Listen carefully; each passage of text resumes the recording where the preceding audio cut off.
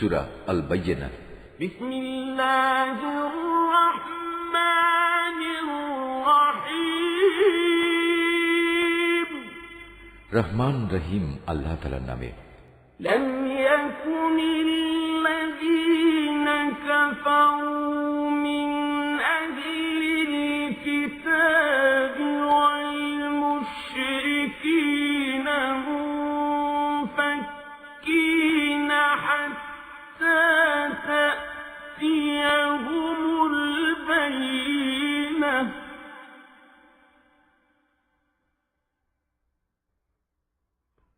رسول من الله يتلو صحفا مطهرة فيها كتب قيمة.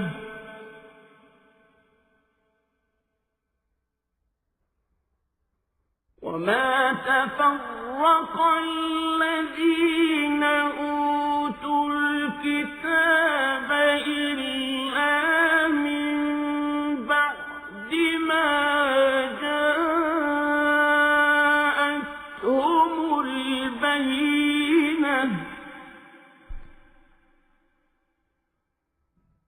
وما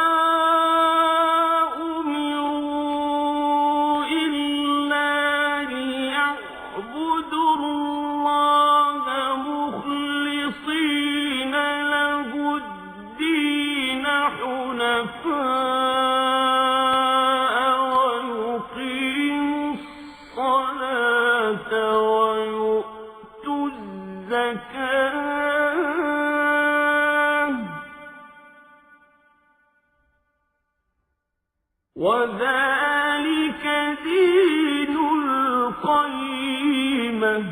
إن الذين كفروا من أهل الكتاب والمشركين في نار جهنم خالدين فيها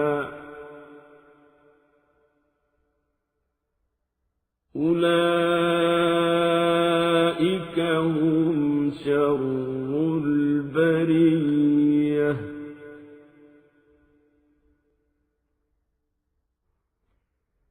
إن الذين آمنوا وعملوا الصالحات أولئك هم خير البرية.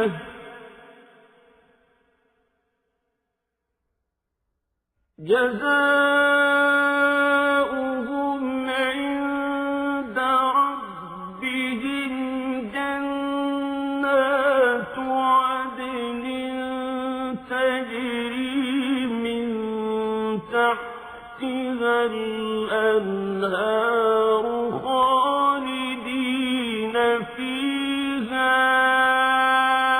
أبدا.